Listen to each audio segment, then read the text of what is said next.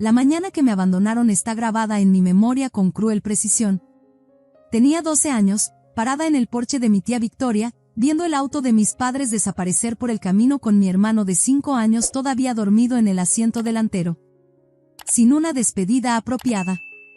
Sin una explicación real. Solo el polvo de sus llantas asentándose en el camino rural mientras se alejaban de la hija que ya no querían. Pero mi historia comienza mucho antes de ese momento. Empieza con una niña pequeña sentada en un sofá azul descolorido, con las piernas colgando del borde, observando con fascinación y esperanza cómo crecía el vientre de su madre.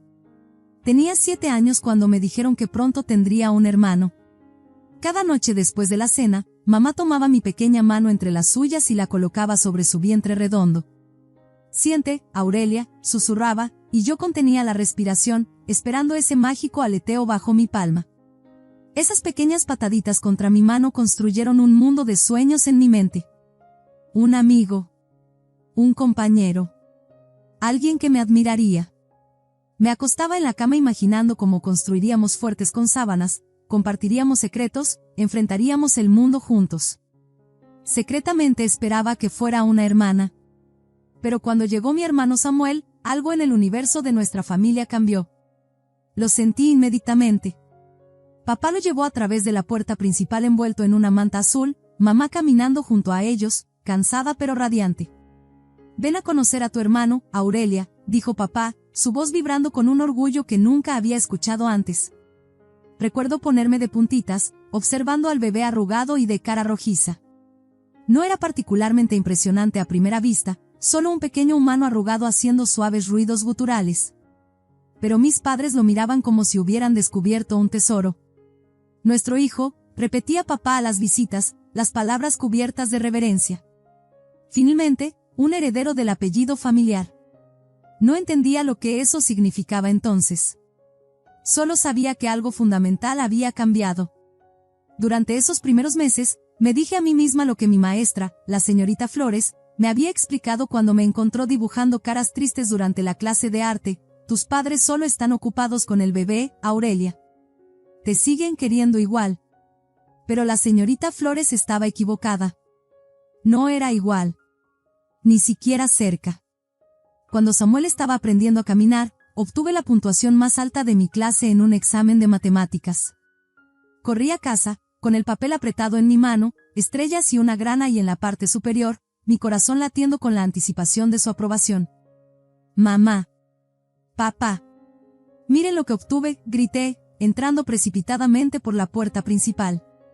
Los encontré en la sala, con cámaras, filmando a Samuel mientras daba pasos tambaleantes entre ellos.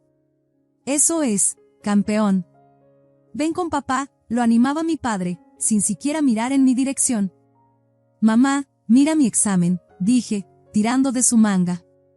Apenas apartó la mirada de Samuel. «Qué bien, cariño». «Oh, Samuel, lo estás haciendo». Me quedé allí, con mi logro olvidado, mientras ellos vitoreaban porque mi hermano dio 3 pasos sin caerse. En ese momento, sentí que me volvía transparente, desvaneciéndome en el fondo del retrato familiar. Para mi 8º cumpleaños, me regalaron un libro para colorear y crayones. Para el primer cumpleaños de Samuel, alquilaron un castillo inflable, contrataron un payaso e invitaron a todo el vecindario. Me senté en un rincón comiendo pastel mientras todos arrullaban a mi hermano, el perfecto principito con su corona de cumpleaños. Nadie recordó que había ganado el primer lugar en la competencia de carreras de la escuela apenas una semana antes. Nadie excepto yo. La Navidad fue aún peor. Samuel recibía montañas de juguetes, camiones, bloques, un pequeño auto eléctrico en el que podía pasear por la casa. Yo recibía ropa y, una vez, un libro sobre cómo ser una buena hermana mayor. El mensaje no podía ser más claro: mi papel en esta familia era orbitar alrededor de Samuel, existir en relación con él, nunca por mí misma. «Qué suerte tienes de tener un hermanito como Samuel», me decían los parientes en las reuniones familiares, como si su existencia fuera de alguna manera mi buena fortuna en lugar de mi borramiento. «Nos sacamos la lotería con este pequeño», decía papá, revolviendo el cabello de Samuel. «Un hijo que algún día continuará con el negocio familiar». Mamá asentía con entusiasmo. «Es igual que su padre, fuerte e inteligente». Yo me sentaba allí en silencio, con la pregunta no expresada flotando en el aire, ¿qué me hace eso a mí? ¿Débil y estúpida? La única persona que parecía notar lo que estaba sucediendo era la tía Victoria, la hermana mayor de papá. Ella vivía en Indiana mientras nosotros estábamos en Ohio, y no nos visitaba a menudo. Pero cuando lo hacía, dedicaba tiempo solo para mí. ¿Cómo está mi sobrina favorita?, preguntaba, trayendo regalos considerados que mostraban que había estado prestando atención a quien era yo realmente. Materiales de arte cuando me interesé por el dibujo. Un baloncesto cuando me uní al equipo de la escuela. Durante una cena de acción de gracias cuando tenía 10 años, el habitual elogio a Samuel estaba en pleno apogeo. Ya está leyendo a nivel de segundo grado, presumía mamá, aunque no era cierto. Yo le ayudaba con el alfabeto, y apenas podía reconocer su propio nombre. Y miren esos músculos, añadió papá. Va a ser una estrella del fútbol.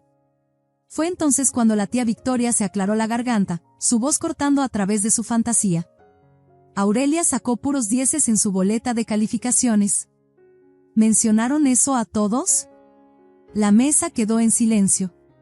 Mis padres parecían haber sido atrapados en una mentira. Bueno, sí. A Aurelia le va bien en la escuela, dijo mamá con desdén.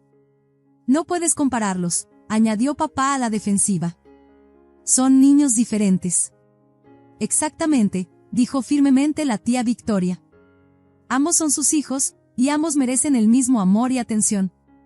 La cara de papá se puso roja. Victoria, tú no tienes hijos. No entiendes cómo funciona la crianza. Entiendo lo suficiente para saber que lo que están haciendo no está bien, respondió. Después de eso, las cosas se pusieron tensas, y la tía Victoria se fue antes de lo planeado. Pero antes de irse, me abrazó fuerte y susurró, «Eres especial, Aurelia. Nunca lo olvides». Para cuando cumplí 12 años, me había acostumbrado a ser invisible en casa. Me cuidaba sola, preparaba mis propios almuerzos, hacía mi tarea sin ayuda, caminaba hacia y desde la escuela sola.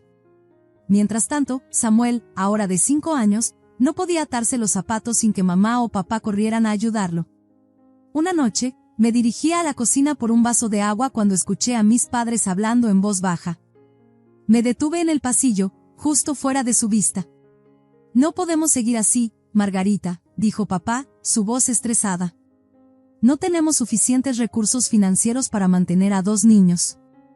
¿Qué estás diciendo, Ernesto?, preguntó mamá.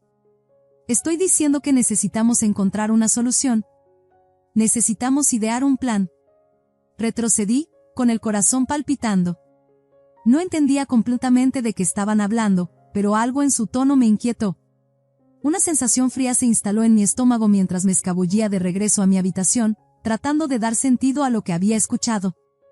Ese verano comenzó con una noticia inesperada. Mis padres anunciaron que todos íbamos a hacer un viaje para visitar a la tía Victoria en Indiana. No podía creerlo. Casi nunca me llevaban a ningún lado desde que nació Samuel. Las salidas familiares generalmente significaban que yo me quedaba en casa con la señora Moreno de al lado mientras ellos llevaban a Samuel al zoológico o al museo de niños. Corrí a mi habitación y agarré mi mochila, metiéndole algunos cambios de ropa, mi libro favorito y la pulsera de la amistad que mi mejor amiga Abril me había hecho. Estuve lista en 15 minutos, burbujeante de anticipación. Cuando volví abajo, noté que mamá sacaba una maleta grande del armario del pasillo. Comenzó a llenarla con más de mi ropa. No solo cosas de verano, sino jeans, suéteres e incluso mi abrigo de invierno. ¿Por qué necesito todas esas cosas?, pregunté, viéndola vaciar metódicamente los cajones de mi cómoda. Solo vamos por unos días, ¿verdad? Hizo una pausa, de espaldas a mí. Nunca se sabe qué puede ser útil, Aurelia. Mejor estar preparada. Algo en la forma en que lo dijo hizo que mi estómago se retorciera, pero aparté ese sentimiento. Iba a casa de la tía Victoria, la tía que siempre recordaba mi cumpleaños, que llamaba solo para preguntar sobre mi día en la escuela, que me trataba como si importara. El viaje a Indiana tomó casi 4 horas. Papá mantuvo la radio a todo volumen, ahogando cualquier intento de conversación. Samuel durmió la mayor parte del camino, desparramado en el regazo de mamá en el asiento del pasajero. Observé cómo cambiaba el paisaje a través de la ventana, las planicies agrícolas de Ohio dando paso a las colinas ondulantes de Indiana. Cuando finalmente giramos hacia la calle de la tía Victoria, presioné mi cara contra la ventana. Nunca había estado en su casa antes, aunque me la había descrito en sus cartas. Era tal como había dicho, una encantadora casa blanca de 2 pisos con contraventanas azules y un porche delantero envuelto en rosas trepadoras. La tía Victoria estaba de pie en los escalones del porche, saludando mientras entrábamos en el camino de entrada. Se veía diferente a cuando nos visitaba, más relajada, su largo cabello castaño suelto alrededor de sus hombros en lugar del moño apretado que normalmente usaba. Papá estacionó el auto y apagó el motor. Un silencio incómodo cayó sobre nosotros. ¿Por qué no te bajas, Aurelia?, dijo finalmente mamá. Ve a saludar a tu tía. Salí apresuradamente del asiento trasero y corrí hacia la tía Victoria, quien me envolvió en un fuerte abrazo. Aquí está mi niña, dijo cálidamente. Estoy tan contenta de que estés aquí. Papá salió después, arrastrando mi gran maleta desde el maletero. La colocó pesadamente en el camino de entrada, luego caminó para ponerla en el porche. Mamá se unió a él, dejando a Samuel todavía dormido en el auto. Victoria, papá asintió rígidamente a su hermana. La casa se ve bien. Gracias por hacer esto, añadió mamá, su voz extrañamente formal. Miré entre ellos, confundida por la tensión. ¿No nos íbamos a quedar todos? La tía Victoria puso su brazo alrededor de mis hombros. Preparé la habitación azul para ti, Aurelia. Tiene vista al jardín. Mamá se arrodilló frente a mí, sus manos en mis brazos. Sus ojos se veían llorosos. Aurelia, te vas a quedar con la tía Victoria por un tiempo. ¿Qué? ¿Por qué no se quedan ustedes también? La sensación fría de antes regresó, extendiéndose por mi pecho. No, cariño. Papá, Samuel y yo vamos a regresar a casa. Tú vas a vivir aquí con tu tía.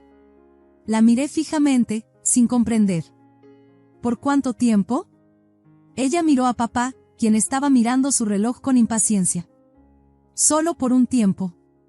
Volveremos por ti más tarde. ¿Pero por qué no puedo ir a casa con ustedes? Mi voz se quebró. Mamá me abrazó rápidamente. Es complicado, Aurelia. Lo entenderás cuando seas mayor. Papá me dio una palmadita incómoda en la cabeza. Pórtate bien con tu tía. Y así, sin más, estaban caminando de regreso al auto. Observé en silencio aturdido cómo subían, cómo papá arrancaba el motor, cómo retrocedían por el camino de entrada con mi hermano dormido todavía en el asiento delantero. Mamá saludó por la ventana, un pequeño gesto triste que no tenía sentido junto con lo que estaban haciendo. Luego se fueron, dejándome parada en el porche junto a mi maleta y mi tía. Vamos, cariño, dijo suavemente la tía Victoria. Vamos a instalarte. La seguí aturdida hasta la casa. Era acogedora por dentro, pisos de madera, muebles cómodos, paredes llenas de libreros. En otras circunstancias, me habría encantado inmediatamente. La tía Victoria me mostró mi habitación en el segundo piso. Estaba pintada de un azul suave con una cómoda blanca, un escritorio junto a la ventana y una cama cubierta con un edredón de retazos. Espero que estés cómoda aquí, dijo, dejando mi maleta. Sé que esto es un shock, pero prometo que te cuidaré bien. Esa noche, no lloré. Me quedé despierta en la cama desconocida, convencida de que esto era solo una extraña visita prolongada. Mis padres se darían cuenta de su error y volverían por mí. No me dejarían aquí permanentemente. No podían. Los días se convirtieron en semanas. Ayudé a la tía Victoria en su jardín, plantando tomates y calabacines en filas ordenadas. El trabajo físico mantenía mi mente ocupada, mis manos demasiado sucias para alcanzar el teléfono y llamar a casa otra vez.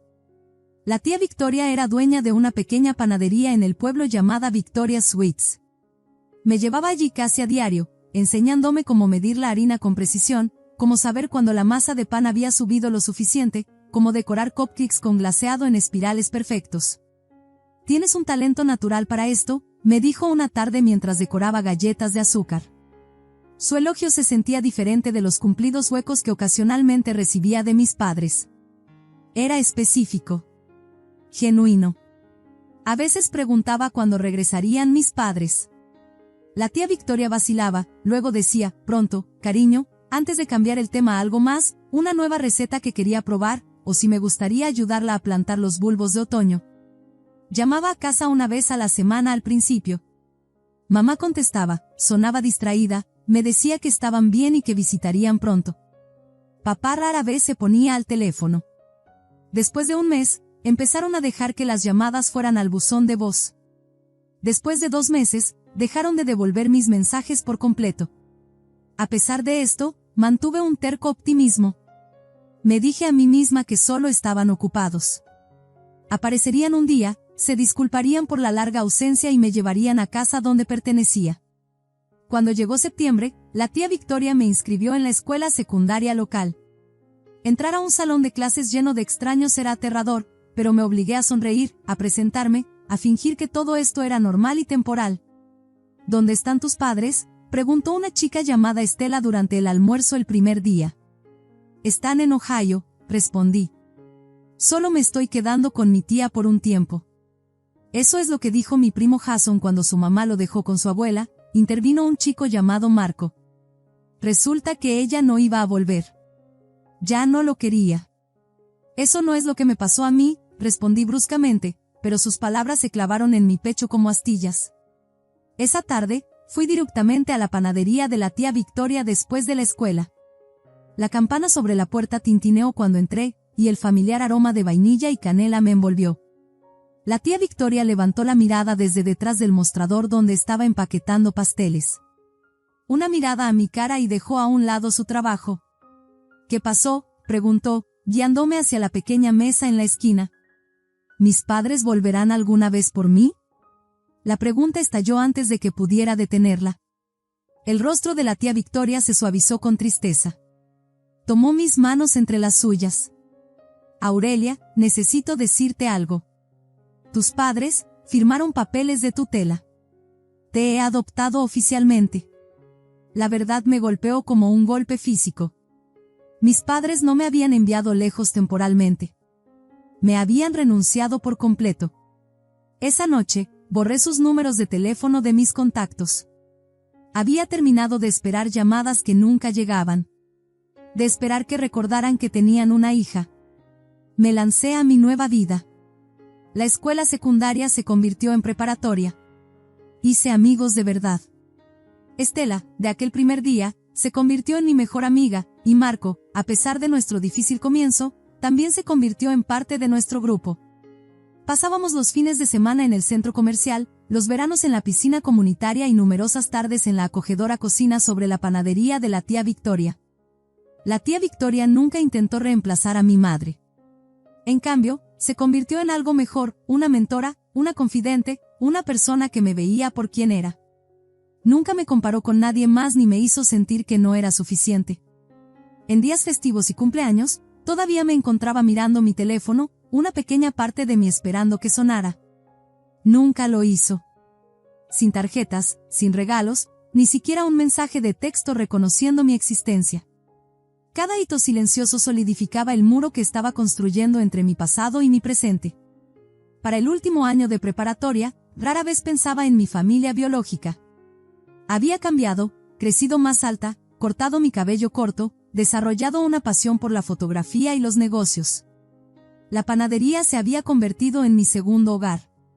La tía Victoria había expandido, abriendo una segunda ubicación al otro lado de la ciudad.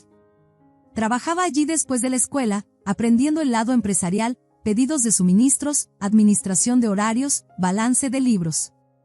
Quiero que entiendas todos los aspectos de administrar estas panaderías, me dijo la tía Victoria una noche mientras cerrábamos la tienda. Todo será tuyo algún día. La miré, sorprendida. ¿Qué quieres decir? No tengo a nadie más, Aurelia.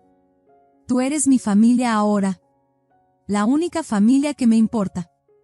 Todo lo que tengo será para ti. La abracé ferozmente, incapaz de expresar cuánto significaban sus palabras para mí. Ella me había elegido cuando mis propios padres no me habían querido. Después de la graduación de la preparatoria, la tía Victoria me entregó un sobre que contenía un cheque para la matrícula universitaria. He estado ahorrando para esto desde que viniste a vivir conmigo, dijo. Asistí a la universidad estatal a 3 horas de casa. Administración de empresas se convirtió en mi carrera principal con una especialización en artes culinarias. Cada 2 fines de semana, conducía de regreso para visitar a la tía Victoria.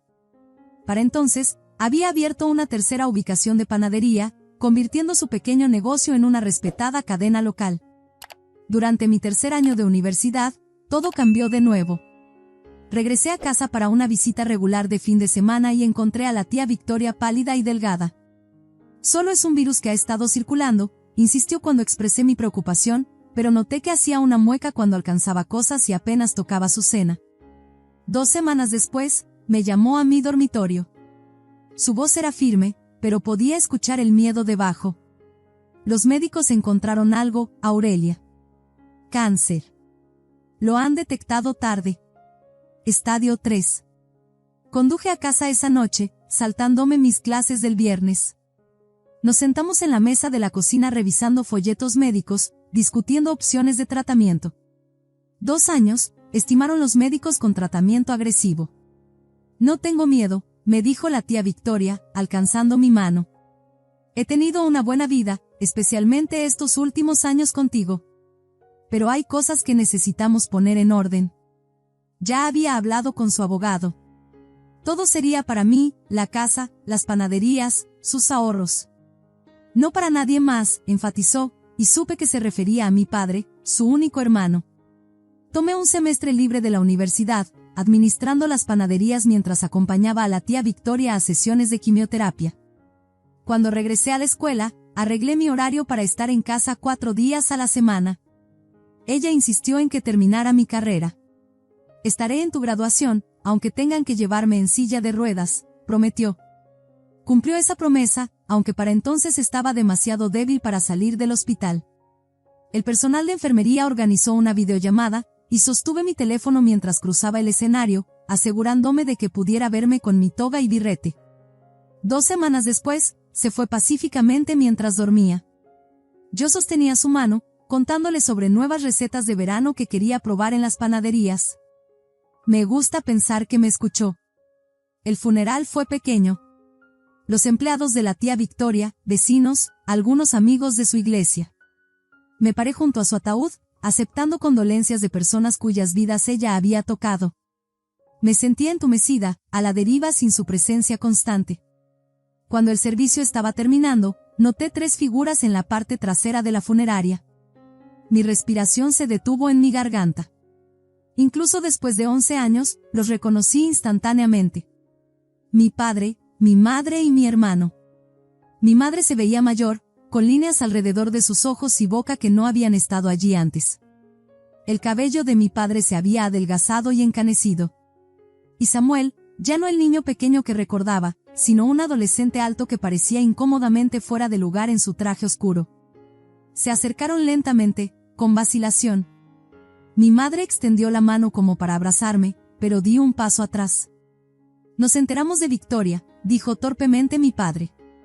Lo sentimos mucho, Aurelia. Te hemos extrañado tanto, añadió mi madre, sus ojos llenándose de lágrimas. Los miré fríamente. ¿Por qué están aquí? No han estado interesados en mi vida durante los últimos 11 años. Intercambiaron miradas, claramente sin esperar tanta franqueza. Antes de que pudieran responder, un hombre con traje oscuro se acercó a nosotros. ¿Señorita Aurelia García? Soy Benigno Reyes, el abogado de su tía. Necesitamos reunirnos para la lectura del testamento. ¿Ustedes también son familiares?, preguntó, mirando a mis padres. Mi padre se enderezó. Sí, soy el hermano de Victoria, Ernesto García. El abogado asintió. Entonces ustedes también deberían estar presentes. En mi oficina mañana a las 10. Mientras se alejaba, noté algo cambiar en las expresiones de mis padres. Una chispa de interés. Un cálculo. En ese momento, entendí por qué habían reaparecido repentinamente en mi vida después de todos estos años. No estaban aquí por mí. Estaban aquí por lo que la tía Victoria pudiera haber dejado. A la mañana siguiente, llegué primero a la oficina del abogado. Llevaba un sencillo vestido negro, algo que la tía Victoria me había ayudado a elegir para reuniones de negocios. Profesional, lo había llamado ella. Mis padres y Samuel llegaron 5 minutos después. Mi madre intentó de nuevo darme un abrazo, que esquivé. Nos sentamos en un silencio incómodo hasta que el señor Reyes nos invitó a entrar a su oficina. Gracias a todos por venir, comenzó, abriendo una carpeta gruesa. Iré directamente a la lectura del último testamento de Victoria García. Miré mis manos mientras leía el preámbulo legal. Cuando levanté la vista, capté a mis padres intercambiando miradas, mi padre asintiendo ligeramente como confirmando algo. A mi sobrina, Aurelia García, continuó el señor Reyes, le dejo toda mi propiedad, incluida mi propiedad residencial en 425 Pine Avenue, las 3 ubicaciones de panaderías Victoria Sweets y los activos comerciales asociados, y mis cuentas financieras que suman aproximadamente 600,000 pesos dólares. Mi madre jadeó suavemente. Por el rabillo del ojo, vi a mi padre ponerse rígido. A mi hermano, Ernesto García, continuó el abogado, le dejo mi colección de fotografías familiares compiladas en un álbum que está en mi posesión. El señor Reyes sacó un gran álbum encuadernado en cuero de su cajón y lo deslizó hacia mi padre. La señora García incluyó una nota con este legado, que se me indica leer en voz alta. Ajustó sus gafas. Ernesto, estas son fotografías de Aurelia desde los 12 años hasta su graduación universitaria. Las he recopilado para que puedas entender lo que perdiste cuando la abandonaste. Quizás ver la notable joven mujer en que se ha convertido sin tu presencia te ayude a reconocer la magnitud de tu error. La habitación quedó en silencio. Mi padre miró el álbum de fotos, sin abrirlo. Mi madre parecía haber sido abofeteada. Samuel, que apenas había hablado, se movió incómodamente en su asiento. El resto de la reunión pasó en un borrón de papeleo y firmas. Cuando terminó, mis padres se quedaron en el estacionamiento junto a mi auto. Aurelia, por favor, comenzó mi madre. Necesitamos hablar. Hemos cometido errores, añadió mi padre. Errores terribles. Pero seguimos siendo tus padres. Me reí entonces, un sonido cortante sin humor. Dejaron de ser mis padres el día que me dejaron en casa de la tía Victoria y se fueron. Estábamos luchando financieramente, dijo rápidamente mi madre. No podíamos mantener a ambos. No, la interrumpí. No finjan que esto fue por dinero. Eligieron a Samuel sobre mí desde el día en que nació. Dejarme con la tía Victoria solo lo hizo oficial. Mi padre dio un paso adelante. Queremos arreglar las cosas. Ser una familia de nuevo. 11 años demasiado tarde, respondí fríamente. Durante las siguientes semanas, persistieron. Encontraron mi número de alguna manera, llamando desde diferentes teléfonos cuando los bloqueaba. Aparecieron en la panadería principal tratando de hablar conmigo. Enviaron correos electrónicos, mensajes de texto, incluso cartas escritas a mano a la casa de la tía Victoria, mi casa. Me amaban, afirmaban. Habían cometido un terrible error. Querían reconectar, conocer a la mujer en que me había convertido. Ignoré todo hasta que llegó una carta particular aproximadamente un mes después del funeral. Estaba dirigida con la letra de mi madre, pero el contenido era diferente de sus intentos anteriores. Necesitamos ayuda financiera para la educación universitaria de Samuel, escribió. Puede que ya no nos quieras, pero seguramente no quieres castigar a tu hermano. Él solo era un niño cuando todo ocurrió. Necesita ayuda con la matrícula, y con tu herencia, podrías proporcionarla fácilmente. Algo en mí se quebró. Me senté en el viejo escritorio de la tía Victoria y redacté una respuesta. Ustedes me separaron de mi hermano cuando él tenía 5 años, escribí. Se aseguraron de que nunca formáramos un vínculo, nunca nos convirtiéramos en hermanos de manera significativa. No pueden ahora apelar a una relación que ustedes mismos destruyeron. No siento nada por Samuel. Ni amor, ni odio, solo indiferencia. Es un extraño para mí, como lo son ustedes. Si continúan intentando contactarme, presentaré cargos por acoso. Sus problemas financieros no son de mi incumbencia. Después de enviar esa carta, la comunicación cesó. Me sumergí en la administración de las panaderías, preservando el legado de la tía Victoria mientras añadía mis propios toques. Contraté más personal, actualicé los menús y renovamos la ubicación original. A veces, en momentos tranquilos, me preguntaba por ellos. si Samuel había encontrado una manera de ir a la universidad, si mis padres todavía vivían en la misma casa, si alguna vez realmente se arrepintieron de lo que habían hecho. Pero esos pensamientos venían cada vez con menos frecuencia a medida que pasaban los meses. La vida continuó. Salía ocasionalmente, mantenía amistades cercanas, me unía a la Cámara de Comercio y me convertí en parte de la comunidad de maneras que habrían enorgullecido a mi tía. El dolor de perderla nunca se desvaneció por completo, pero se suavizó hasta convertirse en algo que podía llevar conmigo. Una tarde, mientras cerraba la ubicación original de la panadería, noté a una joven mirando a través de la ventana. Parecía tener unos 18 años, aferrando una mochila, su expresión incierta. «Estamos cerrados», dije, abriendo ligeramente la puerta. «Abrimos de nuevo mañana a las 7». «¿Eres Aurelia?», preguntó vacilante. «¿Aurelia García?». Asentí con cautela. «Me llamo Maite», dijo. «Mi mamá me abandonó con mis abuelos cuando tenía 10 años. Ellos me contaron lo que te pasó a ti. Cómo construiste una vida después de ser abandonada también. Solo quería conocerte». La miré, joven, asustada, esforzándose tanto por ser valiente, y me vi a mí misma 11 años atrás. «Pasa», dije, abriendo más la puerta. «Acabo de hacer una tanda fresca de rollos de canela». Mientras nos sentábamos en la pequeña mesa de la esquina, la misma donde la tía Victoria me había dicho la verdad todos esos años atrás, me di cuenta de algo importante. La familia en la que nacemos no siempre es la familia con la que terminamos. A veces las personas que realmente nos aman son las que nos eligen, día tras día. Y a veces, los momentos más difíciles de nuestras vidas nos llevan exactamente donde necesitamos estar. Encontré mi verdadera familia no en las personas que compartían mi sangre, sino en la mujer que compartió su corazón. La tía Victoria me dio más que un hogar, me dio un futuro, un propósito y el conocimiento de que yo valía la pena ser elegida. Cada rollo de canela que horneo, cada cliente que saludo, cada centímetro de la vida que he construido es testimonio de esa verdad.